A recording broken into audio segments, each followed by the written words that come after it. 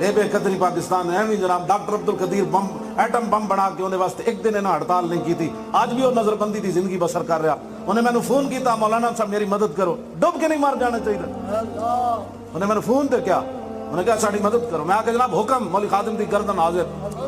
میں آکا جنا تھا تو میں ایتھے کڑے اور جنے ہوئے. میں آکا جنا تھا تو میں جنہیں ایٹم بم بنایا اور پوری دنیا پاکستان کو اس وجہ تو پریشان ہے. اس واسطے نہیں کہ تھے جناب کچھ ہو رہے اور کہندے نے ایٹم بم نہ کولے ہوئے اور غوری نہ کولے شاہین نہ کولے عبدالی نہ کولے اور خطف نہ کولے ابابیل نہ کولے اور خالد ٹینک نہ کولے اور درار ٹینک نہ کولے. اور تو بڑے بڑے لوگ ہیں تو تباہ کر دیں گے.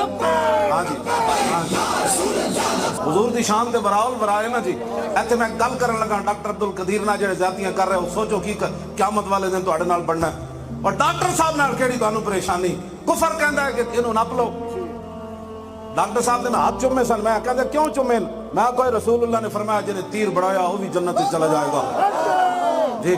جنہیں تیر پکڑایا وہ بھی جنت میں چلا جائے گا, جنہیں چلایا وہ بھی جنت میں چلا جائے گا. ڈاکٹر صاحب دی اکھاں چ آنسو آ گئے سن. کہتے ہیں بڑے بڑے مولوی مینوں پیر آئے انہاں میرے نال ایک ہاتھ نال سلام لو. تو کیوں جا مولوی ہے جنہیں میرے ہاتھ چوم دیتے؟ میں کہا میں حضور دے اس فرمان دی وجہ تو